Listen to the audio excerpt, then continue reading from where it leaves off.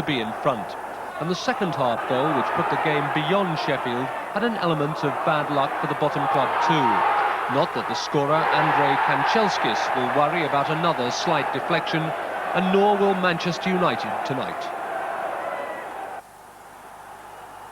As at Old Trafford, so at Anfield, a corner led to the first goal, Liverpool's Glenn Hussein giving his side the lead against Crystal Palace.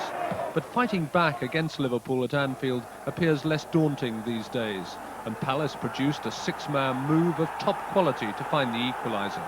When the cross eventually came over, Marco Gabbiadini produced the finish. 2 years ago, Palace lost 9-0 here. Not today. With 20 minutes left, they found revenge and a winning header from their England international, Jeff Thomas. Elsewhere, Mike Small's winning goal for West Ham at Arsenal provided another surprise result. Niall Quinn scored again for Manchester City, who won at Southampton, their fourth away win in a row. Manchester United now lead Division 1 by a point from Leeds, who drew at Wimbledon.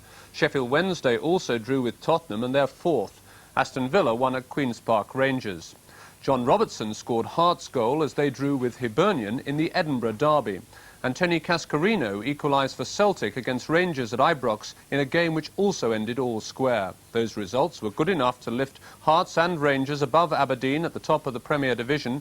Aberdeen are third after a home defeat by Dundee United. Joe Jury has retained the women's singles title at the Volkswagen National Tennis Championships in Telford.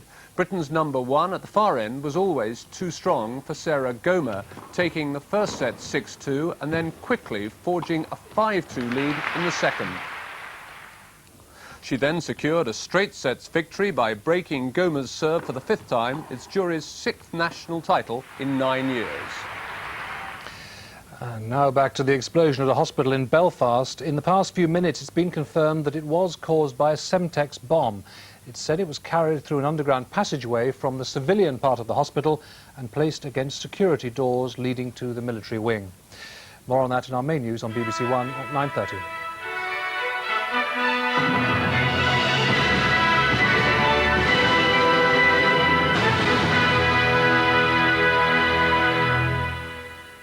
Good evening.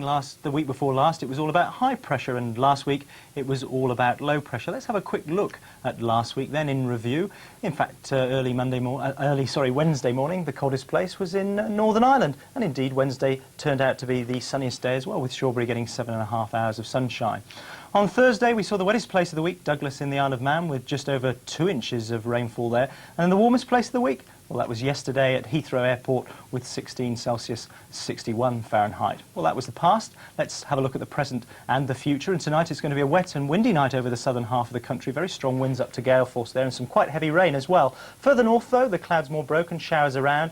And with the wind dying away, it could well be a touch of frost, perhaps even some fog around by the morning. And then tomorrow, well, there's the weather map, tightly packed isobars, so some very strong winds again tomorrow for the southern half of the country, certainly. And that cloud and rain slowly clearing away. So by the afternoon, there could be a bit of brightness around in the eastern half of the country, but then those strong winds will soon be bringing those showers across the country, and indeed some of those showers could well be quite heavy, with some hail, perhaps even some thunder mixed in. And with those very strong to gale force winds, it's going to certainly feel pretty chilly over many parts of the country. And that's all from me.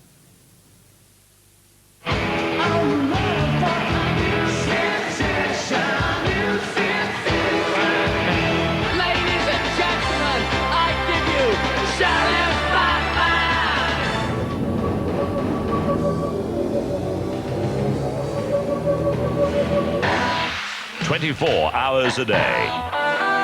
BBC Radio 1 FM brings you closer to the music.